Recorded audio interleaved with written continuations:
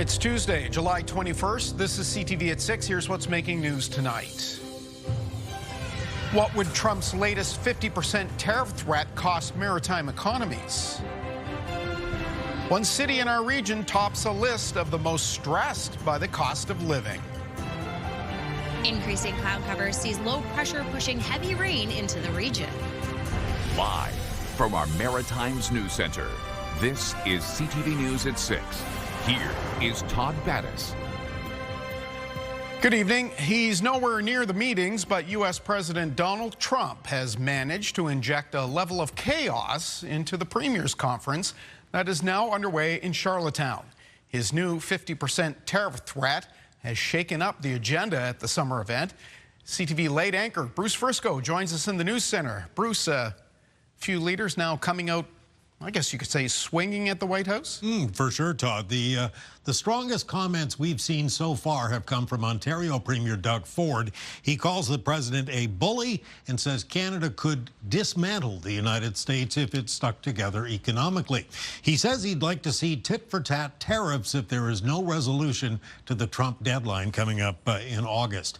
Domestic trade, major infrastructure projects, they've been high in the agenda as Canada's premiers convened today on the island, but of course now all of that is now filtered through the lens of these promised tariffs announced by the president yesterday.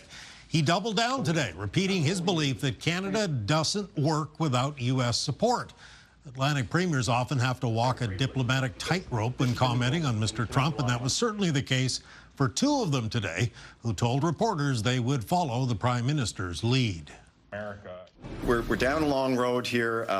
We'll have a conversation with the Prime Minister and our federal government here over the coming days about what the strategy is going forward. But what's important is that we show strength, unity, and resolve going forward here, and that we've got a national strategy to use our leverage to get through this dispute with the United States. Well, the challenge is tariffs don't work for anyone. They don't work for the people of the United States. They don't work for the people of Canada. So I think that, as I've said before, you know, Canada and U.S., we have more that brings us together than we do separates us. So tariffs are not effective for anyone.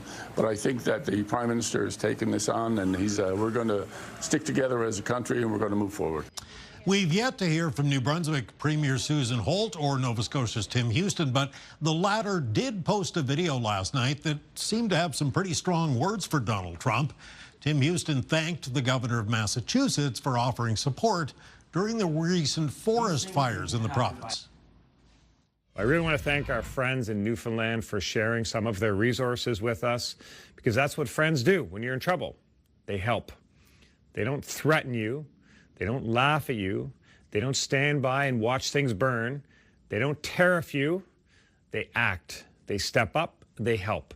And despite the ignorant commentary coming from President Trump, please know that there is still some kindness south of the border. So ignorant commentary, certainly some pretty strong language from a Canadian politician to a U.S. president. And we learned today that the premiers and the Prime Minister had a quick virtual meeting today, and the PM himself is expected to attend in Charlottetown in person on Thursday. Past experience has shown that most provincial leaders will defer to him in making comments on national affairs, but it's clear that some premiers are kind of reaching the end of their ropes in dealing with the U.S. president, Todd. Yeah, you certainly detect a shift in tone. Thank you, Bruce. In the newsroom with us now, of course, Bruce will have more at 11:30. Now, in the last few minutes, the provinces, with the exception of Quebec, have agreed to allow direct-to-consumer liquor sales across provincial boundaries. They all signed an agreement on that, and we're told that will begin next year. And if the tariffs are indeed imposed on August 19th as threatened, it's estimated it could cost the Canadian economy nearly $30 billion. How would it impact businesses in the Maritimes? CTV's Avery McRae looks into that. St. John's Moosehead Brewery is one of Canada's largest beer producers. As recently as this time a year ago, 20% of all its products was packaged and sold to the United States.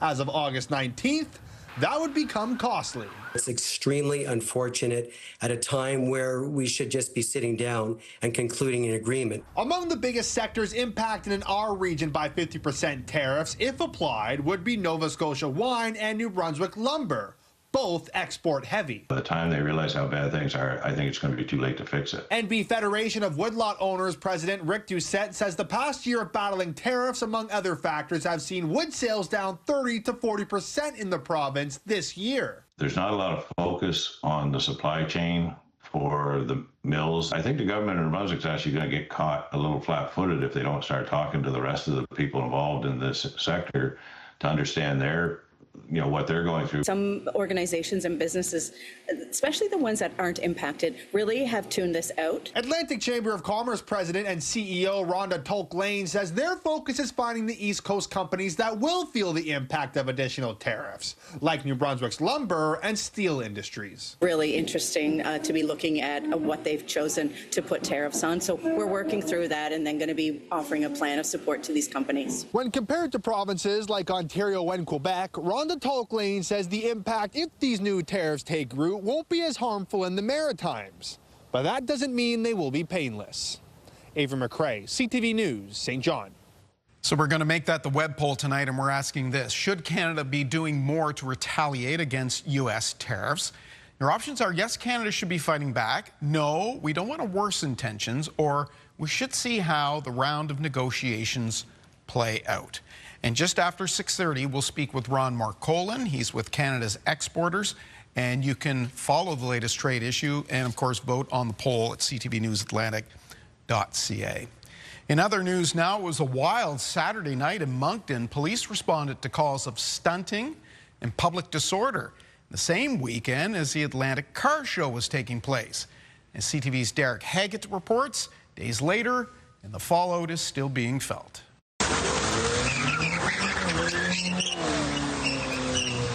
Things got out of control on a busy Moncton street Saturday night. Burnouts and racing in front of dozens of spectators. Arrests were made and almost 60 tickets handed out. The incident addressed at council yesterday. Some people almost got seriously hurt, residents getting run over by people that were driving erratically, extremely fast, extremely dangerously. It happened during the Atlantic Nationals weekend, but was a non-organized event that had nothing to do with the car show. The RCMP say they've taken a measured approach to policing during the 5-day event in the past, but that will change. We will not be tolerating that next year, and we will come in force. And obviously the measured approach did not work. One city councillor says the incident wasn't a good look for Moncton. Videos on social media show the crowd shouting obscenities at police and people wrestled to the ground by Mounties. I think, by the time we saw some of those videos, I would say that folks seemed to be quite intoxicated. I would say the crowd got too big, too out of control. The chair of the show deeply saddened. The disrespect for police, the disrespect for the city, the disrespect for our participants, and for the community at large is just unacceptable. Doherty has seen the videos and says almost all the drivers had nothing to do with the car show. There are a couple that were, and they will, if we can positively identify them, they will be banned forever. Doherty says the car show itself was a big success, but isn't sure how what happened Saturday night will impact next year's show. Derek Haggett, CTV News, Moncton. That's the waterfront in Lunenburg right now. A pretty scene, just 17 degrees. I'm going to say that's a bit on the low side considering the warm temperatures we've had throughout the last day or so. Brianne Foley in the Weather Center for Kalen Mitchell for a couple of days now, and some warnings on the way as well. Warnings on the way, and I would agree with you, a little bit lower temperature than what we're used to seeing at this time of year, at this time of day. But that's, of course, because we have low pressure coming in. And like you said, with that comes some weather alerts. So we do have a special weather statement in effect. Could see 30 to 50 millimeters of rain and heavy at times, heavier during thunderstorms as well as this low pressure system moves in. And we do have a couple of yellow level alerts issued by Environment Canada. So we are going to see heavy rainfall for 40 to 60 millimeters of rain, heavy at times as well. Pooling on roads is going to be a concern, so take that into consideration. That's going to happen Wednesday into Thursday, so beginning Wednesday morning when the system pushes in, and that's going to continue on, especially in Nova Scotia, into Thursday. We also have some lace to 8 winds warnings, so we will see southeasterly winds gusting up to 90 kilometers per hour. So again, something else to take into consideration. Today's lows, lower than what their average is for this time of year, and highs are hovering a little bit above what our average of highs are this time of year. So not terrible as far as the day went. We did see some sunshine, but of course we also saw some clouds coming through. Taking a look now, we're seeing just in Lunenburg a little bit cooler. Everywhere else, hanging on to those warm temperatures before we see this low pressure system move into the region, Todd. And of course, we will continue to see some of that rain pushing in around that midnight hour. All right, we do need the rain. We'll see you in about 15 minutes. Thank you, Brianne. Many Haligonians are feeling the financial squeeze. UrbanStressIndex.com ranks Halifax as extreme when it comes to lack of affordability. From high rent to expensive groceries, life is proving difficult in the region's largest city. CTV's Callum Smith reports. I think overall the cost of living is beyond the means of the average person. That's a sentiment shared by many these days. I am living in a dump as it is, and I'm still paying close to $1,000. According to UrbanStressIndex.com, Halifax is the most unaffordable spot in the country, ranking the city as extreme, saying roughly 58% of income goes to rent, more than 18% to food, leaving about 24% for savings and daily expenses. This expert says the data is wrong because it relies on median provincial income for Halifax rather than the census metropolitan area. But Neil Lovett says getting data out there is important to help paint the picture. I would probably ballpark us either sort of between 3rd to 5th place. So, you know, the overall idea of cost of living being a challenge is absolutely right. And Halifax is, you know, I guess, punching above its weight in a negative sense. Like many, much of John Barrett's income goes towards rent, making filling one of these very challenging. I try my hardest to keep enough money to eat, but even that is costly sometimes.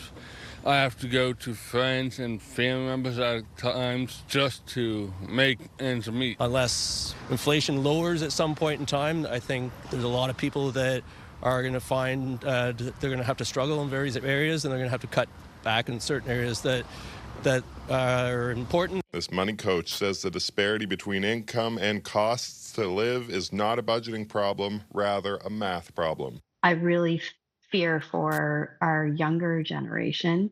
As I said, you know, my daughter and her friends, my daughter is actually the only one who's moving out on her own. Everybody else has moved in with their parents after graduating. Callum Smith, CTV News, Halifax. The mayor of St. John is upset about signs posted on uptown heritage buildings. Donna Reardon says she's received several messages from locals and businesses in the city's heritage district about stickers which provide a URL code to an article about a proposed AI data center in the city. The mayor says the stickers have been difficult to remove from buildings. It's in the heritage area, which is difficult because that brick is old. You can't replace it. It's a different size. The mortar is different to hold that type of brick. The brick that's more porous than new brick that's made today. Mayor Reardon does not place blame on any individual or group in her Facebook post, which has received plenty of reaction online. The group Resist Data Center NB is denouncing the acts as well and says it wasn't them or any other group it's working with. It also says the mayor's post is, quote, a distraction from the larger AI center debate. Another tree in Halifax Public Gardens has been targeted by vandals. It's the second time a specific tree has been damaged. There's John McGuinness at the park with more. John? Well, Todd, a groundskeeper here at the Public Gardens made the discovery early Monday morning, and the incident is being investigated by the Halifax Regional Police. The damage to the European beech tree comes 4 years after about 30 trees had their bark stripped from them in a much wider act of vandalism. After this one was found, all the other trees here were checked and given the all clear. As you can see, the tree has been wrapped in burlap to protect its wounds. They found a 6 to 8 inch cut in the tree that looks like it was from a hatchet or a axe type weapon. The damage is being described as significant. The city says 2 trees had to be removed after the 2022 incident. The rest are still at varying levels of recovery. No one was caught either. There are cameras here inside the public gardens, but they didn't show who was responsible. Halifax Regional Police is asking anyone with information to give them a call. Todd. Thanks, John, at the public gardens in downtown Halifax. We learned the identity of the cyclist killed on a Halifax street. Numan Ali, a 71-year-old engineering professor at Dalhousie University, was hit by the door of a pickup truck during the noon hour on Friday. On the weekend, the Sabil Muslim and Youth Community Center posted on social media, the city has, quote, lost a great man and dear brother. Now, in an effort to reduce the risk of collision on the McDonald Bridge, the Halifax Bridge Commission is warning cyclists to slow down as they cross the span. Here's CTV's Hafsa Arif. The McDonald Bridge can make for a fast trip across the harbor, but officials are reminding riders not to rush the trip. In the last few weeks, we've seen a lot of people who are going in excess of the 25-kilometer-per-hour speed limit that's on the bikeway. The bridge is shared by cyclists, e-scooters, and pedestrians, and with construction squeezing parts of the crossing, the Bridge Commission says patience goes a long way. A spot there, a blind spot, where you got to go around and it's nobody there, and I come close to running into people there, right? And if I didn't jam on my brakes. Over 10,000 crossings by cyclists and those riding scooters are recorded in the summer months. While no crashes have officially been reported, numerous complaints have been made. We've had people who have written to us and said about a close call, and we don't want it to go beyond that. Some riders insist a simple solution is encouraging pedestrians to use the other lane. Preference over that side, they shouldn't walk on this side. You can run over here. You can get run over easy here. For now, the commission is exploring adding more signs and other infrastructure improvements. In the meantime, the hope is a reminder to slow down today helps prevent a crash tomorrow. Hafsa Arif, CTV News, Dartmouth. Get the Maritime's top stories, breaking news alerts, and watch live. Download the CTV News app. After suffering pain and loss due to addiction, a couple from Vancouver turned their lives around, moved east, and opened what is believed to be the Maritime's first sober campground. CTV's Emma Convey takes us there tonight. Welcome to Son of the Sea Campground in Mosher's Corner, Nova Scotia. A place for healing, recovery, and tranquility. Named after my son. His name was Dylan, and Dylan means son of the sea. And he passed away in 2017. It was just odd to lose him. Dylan lost his life to a fentanyl overdose in December 2017. To pay tribute to him, Rachel and her husband Todd packed up their lives in Vancouver to start fresh on the East Coast. We decided that we would open up an alcohol and drug-free campground because there isn't any that I'm aware of. They both know the importance of spaces like this, having been in recovery themselves for the past 16 years. This campground is a labor of love and something that's helped on their own journey. It'd be hard to be around people partying because they make it look good. And I just have to, I wouldn't have what I have if I was the way I was. We have tranquility on our sign, and that's what we want to give here. This is their first full season open. 8 acres, 10 RV hookups, tent spots, fire pits, and walking trails, all free of substances. In their family and people, loved ones that have passed away. And the common story that I've been hearing lately is just how little help there is. Their eventual goal is to host a sober festival here, where all the proceeds go towards addiction services. It will always be a space that honors Dylan. Having an alcohol and drug-free place that I think he would have enjoyed and would have wanted to come to. And the plan is to keep expanding both tent sites as well as amenities like a sauna, as well as a sober festival. Now, Todd, I should note that this isn't just a place for those in recovery. Anyone is welcome here. It is a family-friendly campground. Todd. All right. Thank you, Emma, in the Annapolis Valley this evening. We'll step aside for our first break tonight. Still ahead, big rain on the way. We'll get the details from Brianne.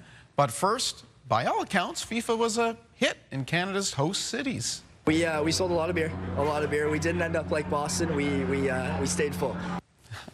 But the final count isn't complete yet. So did the cities actually make any money? We'll talk about that next.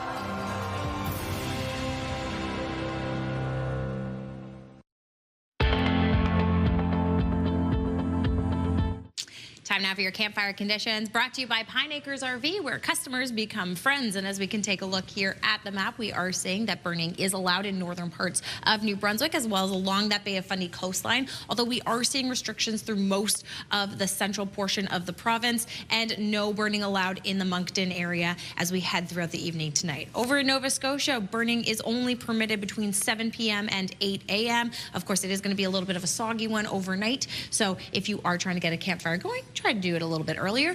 And no Category 1 burning allowed on Prince Edward Island at this time. So of course those fire conditions update as of 2 p.m. tomorrow. And of course, as always, just make sure you are checking municipal bylaws and not leaving any fires unattended.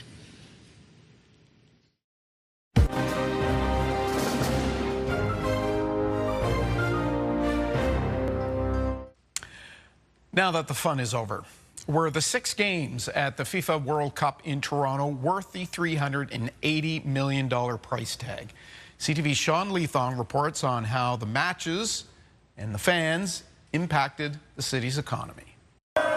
With the final celebrations finished and Toronto's contribution just a memory, today is looking back on the legacy of the World Cup in Toronto. I love having it in Toronto. It really brought everybody together.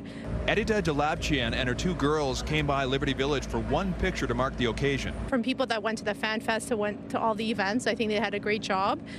The World Cup cost Toronto $380 million for 6 matches. Despite the sky-high ticket prices, Toronto Stadium saw a big turnout, as did the bars, especially those hosting international fans. We sold a lot of beer. We didn't end up like Boston. We stayed full. Overall, early numbers saw only a modest 3% total increase at bars and restaurants. But as an estimated 300,000 foreign visitors came to the city, spending on accommodations was up 20% over this time last year. And the mayor says it'll help tourism for years to come. 9 in 10 told us they plan to come back to Toronto within 2 years.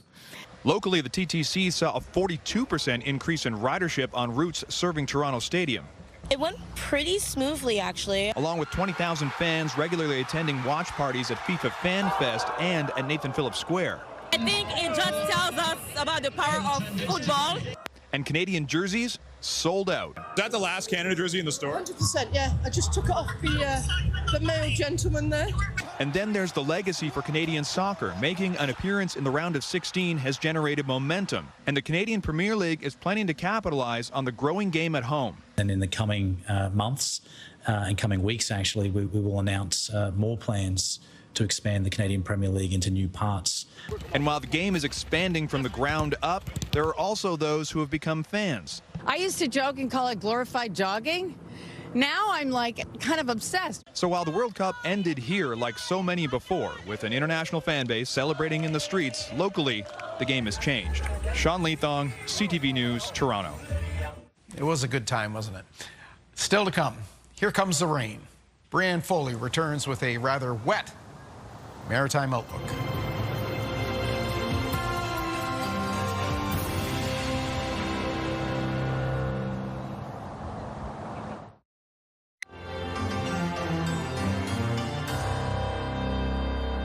Okay, so yes, it's a beautiful park there, just outside Truro. But I get the sense people are waiting for something. So maybe the tidal bore is coming through in a little bit. I could be wrong. I don't have my tide charts in front of me here. And Forgot those at home, did you? Yeah, or maybe I don't think it went through because it would have filled in that sand spit there. Yeah. It looks like it's coming in. Or people are just enjoying the warm weather, the dry weather. Right? What a night to be out. 21 degrees there in central Nova Scotia. Yeah, exactly. You may as well enjoy the evening Right? while we still have the sunshine. with They're us. all going to be inside tomorrow. Absolutely. Yeah. Yeah. No one's going to be sitting there tomorrow when we look at that view. But of course, as we start into the day tomorrow, that's when the rain's going to come. So, you know, just be prepared. We had some nice sunshine. Here's your warning. Here's your warning. There it is now. If we take a look at the rest of the country, we are seeing it push in from eastern parts, or rather western parts of the country. We are looking at pretty decent temperatures as we see here for Vancouver. Some air quality statements, though, in effect as we head throughout the day. And we are seeing some severe thunderstorm activity in Ontario. Of course, that's pushing towards us, as you can tell. So that's what we're going to be seeing as of tomorrow. Taking a look at our radar and satellite for right now, we are seeing increasing cloud cover, and we see some spotty showers coming through as well for parts of New Brunswick. That is only going to continue as we head throughout the evening. Taking a look at our special weather alerts, we do have a special weather statement in effect for tomorrow into Thursday, so 30 to 50 millimeters of rain, heavy at times, and we do have a couple of yellow level alerts issued by Environment Canada. So they sweat winds, we are going to see those gusting southeasterly up to 90 kilometers per hour for Wednesday as this low pressure system moves through the majority of the day. And rainfall warning. So we are going to see that, especially along the coastlines, along that Bay of Fundy coastline in New Brunswick, and then, of course, along the coastline in Nova Scotia. So watching that forecast, yes, as of 1 o'clock, that's when we're going to start to see it really start to impact into the region. So we are going to have to contend with this for the majority of Wednesday. It is going to be heavy at times. We are going to see some spotty thunderstorms, especially in the morning through parts of New Brunswick. We will see those continuing in the afternoon for parts of Nova Scotia.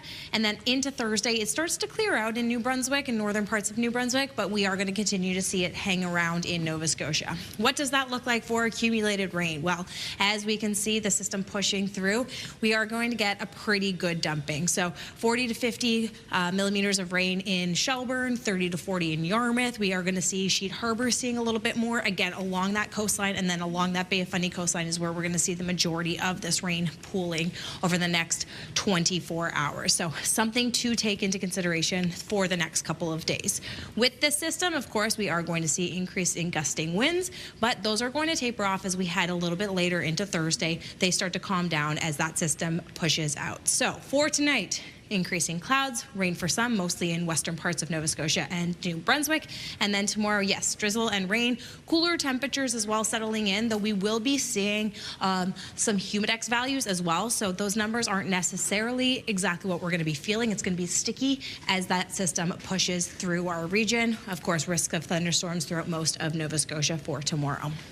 Taking a look at our 7-day planner, yes, Wednesday is rainy in New Brunswick. Thursday, we should start to see that system clear out in the early hours of the morning. And then as we head into the weekend, not too shabby. So that's pretty much the name of the game across the board. We are going to continue to see some of those showers lingering in Nova Scotia for Thursday. The system is going to hang around a little bit longer into Nova Scotia. But then as of Friday, we see a mix of sun and cloud. And then heading into the weekend, much of the same. Over on the Gentle Island, again, that same system is going to be lingering Wednesday into Thursday before we see that sun and cloud come out on Friday. Todd?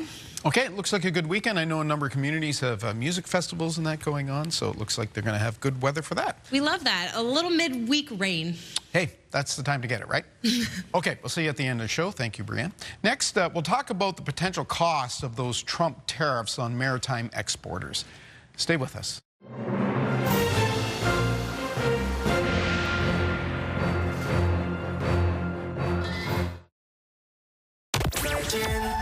Okay, so coming up on the show tomorrow, another chance to win some tickets to get off to see Matt Rife at the Great Outdoors Comedy Festival. And right around 7:30, your chance to win a $100 gas card. Good luck.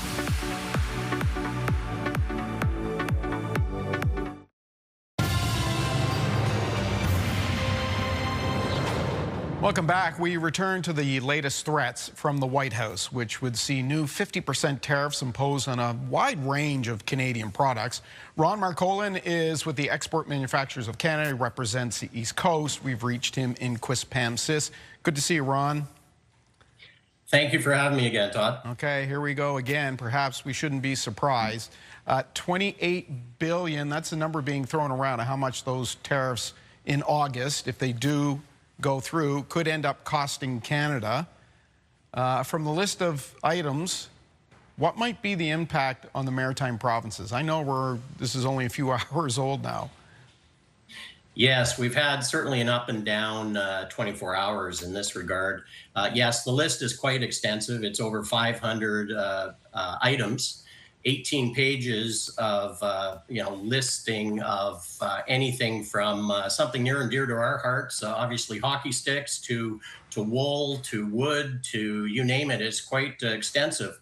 To answer your question, it will affect us if, in fact, it goes to the now 29 days it has till, in essence, it expires. It's interesting that President Trump has brought in essence, a 30-day warning. Prior to now, it's mostly been, 24, 48-hour warning. And then, of course, we know through his history with us that he changes his mind relatively quick.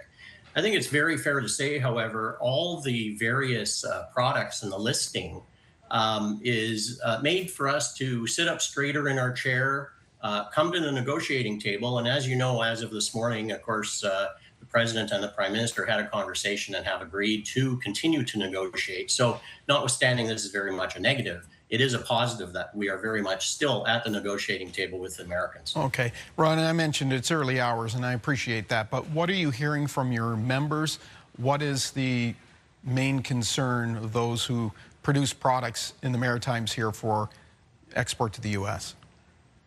Well, we have been, in fairness, doing this dance for 18 months. We need to come to a conclusion. And the conclusion, of course, then will settle down, in essence, the uncertainty in business and in manufacturing. I mean, there is a wide slice of manufacturers in the various Atlantic provinces, and they do a wide variety of things. For the most part, they will be affected if, in fact, we can't conclude some form of agreement with the United States. Now, the Plan A has come and gone. So now we're very much into Plan B and or a Plan C, which means we didn't originally get the renegotiated settlement as is with NAFTA.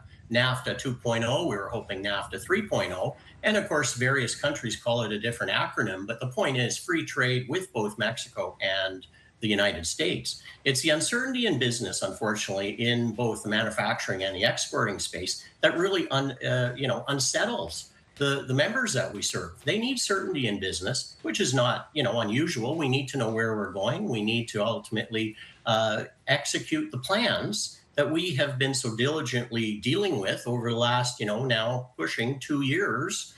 We can't export possibly to the U.S. In part. We can, however, diversify, and a lot of manufacturers are looking to do that.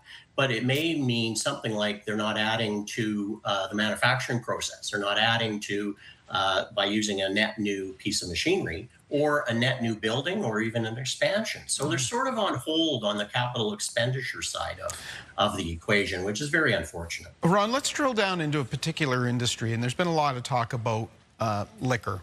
And Canadian distillers, producers, brewers, those who export, the majority of exports do go to the United States. Moosehead Breweries, not far from where you are in Quispamsis, of course, they're in St. John. Very successful exporters. I believe the number is around 20% of what it produces goes stateside. How badly would that hurt a company like Moosehead? Well, I think it's very fair to say, and again, obviously I'm not employed by Moosehead, so I don't speak directly for them, but I think it's very fair to say a company like Moosehead and other companies other size, they have the ability to diversify. And in fairness, the Mooseheads of this world have already diversified. I mean, obviously they're on a lot of our provincial shelves here in Canada, but they do export internationally. So all their eggs aren't in one basket in the United States. Now, granted, it is a very lucrative market. It is obviously very close and obviously, 10 times our size, roughly speaking. So it is a market that they won't necessarily give up on. But I mean, if the margins aren't there, they will pivot, and they're very fortunate because they've already been doing some business internationally. So that's a positive for the Mooseheads of this world. Yeah. I think the negatives are if, in fact, they, have sort of counterpart suppliers and the like. If they have to cut back, they may affect their own supply chain. That's a big question mark, however. Okay. They do have some supplies from the United States. So you got to appreciate the supply side of these equations are in play as well. And that's throughout different sizes of manufacturers, not just the size of Moosehead. Some of the smaller ones are feeling the pinch as well. Let me finish up with this. There are calls we're hearing from some premiers, various organizations, unions, different groups for Canada to strike back now with tariffs of its own. People are fed up. What are your thoughts? Would that work? Is it time to have retaliatory tariffs, or is that just a nightmare scenario for your members? Well, I think it's a very fair statement to get prepared for that. I think it's prudent that we do get prepared for retaliatory tariffs. However, I think the timing is not right. And in other words, let's let this next 29 days play out. Let's hear what the Americans have to say. I mean, it is a bit of a pressure tactic, in all fairness, to get back to the negotiating table. We want to be at the negotiating table, by the way, but it's a matter of, okay, how much can we get out of the Americans? I mean, obviously they're pushing us, but we're going to push back. That's what happens at a negotiating table. It is a push in both directions, as it were. So we ultimately want the best scenario for Canadian manufacturers and obviously the Canadian public and Canadian business. So yes, to answer your question, have it in your back pocket. Look at lists of various products that we can counter tariff, in essence. But don't implement them yet. It's still too early. Yeah. And I think the fact that the presidents have brought out this at this time is weird as this may sound, sound a good thing, because now we have a bit of time on our hands, even though we didn't get our plan A over the finish line on July 1st. We are now into a solid plan B, and the time is good because, you know, they have talked about talking within the next 2 weeks. Yeah. That piece of this puzzle, although it sounds odd, it is good that we're still there. Okay, that's an interesting perspective. Many of us probably haven't thought of that. Ron, thank you very much. That's why we bring you on. Certainly appreciate your insight tonight. Well, thank you for your interest, Todd. Have a great day. Ron Marcolin with Canada's Exporters. We'll take a break. We'll be right back.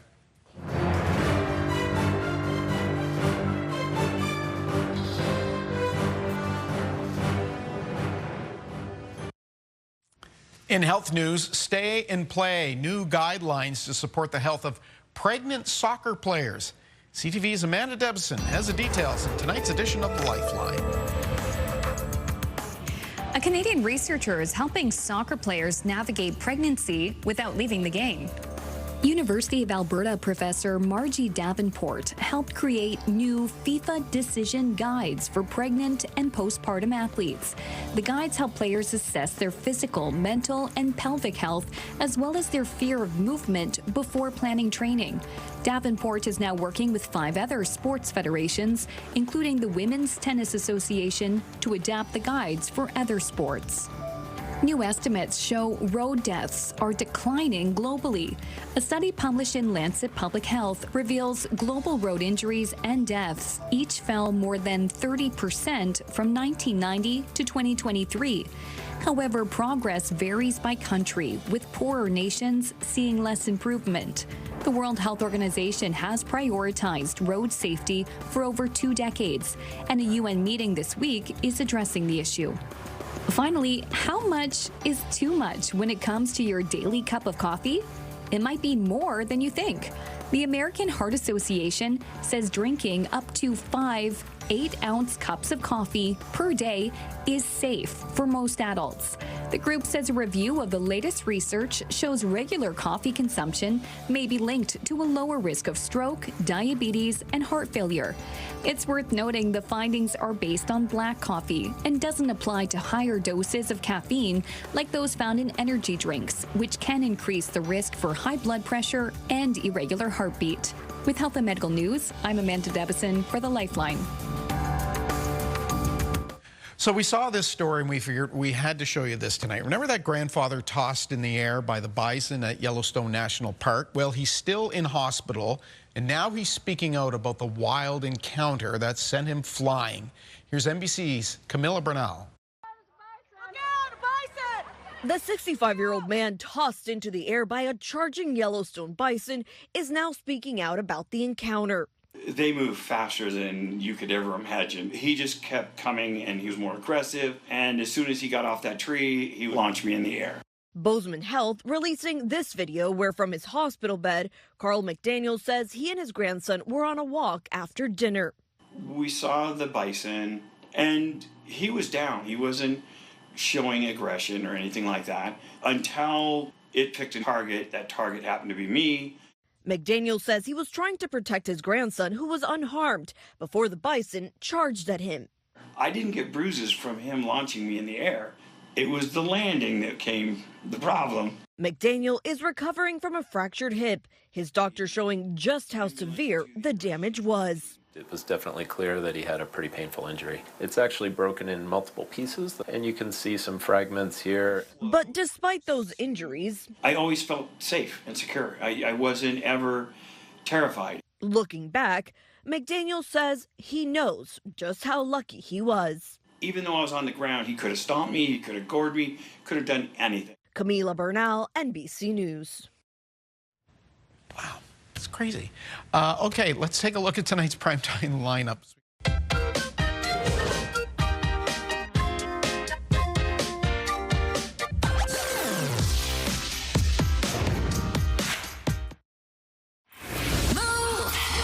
With Aaron and Peter. Hey, you can win $1,000 in under 60 seconds every weekday at 7. That's when we play $1,000 Minute. Your chance to win $1,000 with us.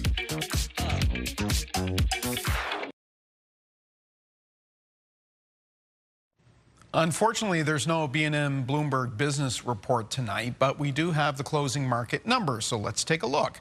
First to Bay Street, where the Toronto Stock Exchange ended the day up 409 points to 35,369. The Dow Jones closed up as well, 385 points to 52,224. And the Canadian dollar traded down slightly to approximately 71 cents U.S.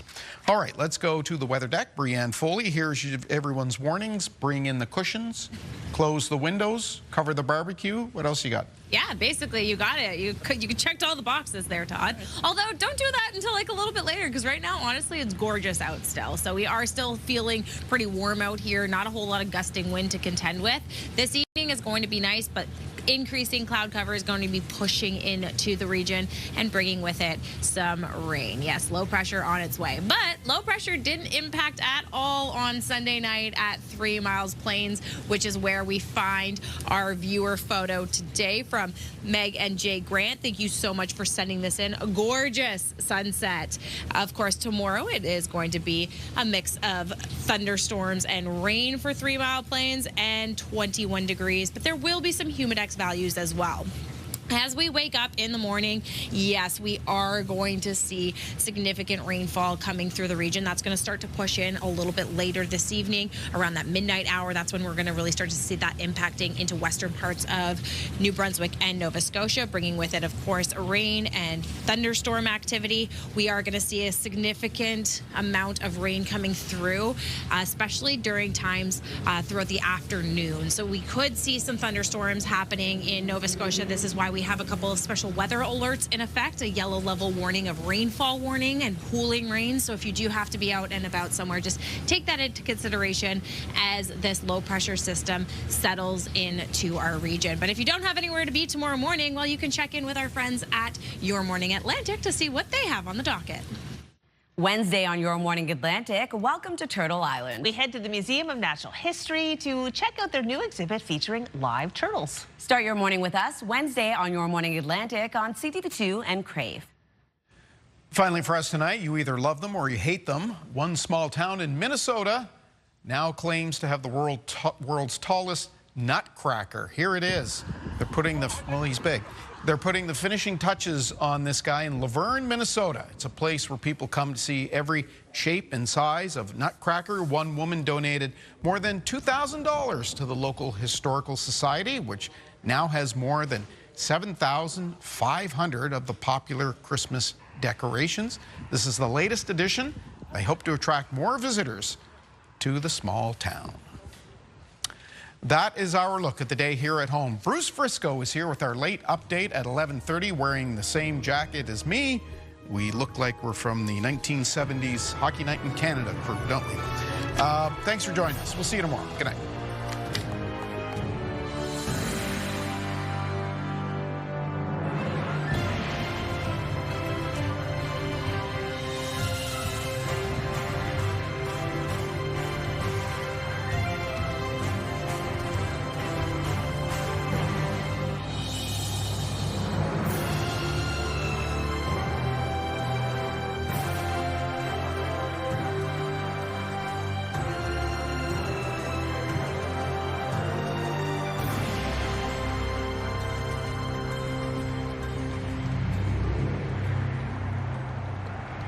CTV News, the Maritime's #1 newscast. Watch live on Crave.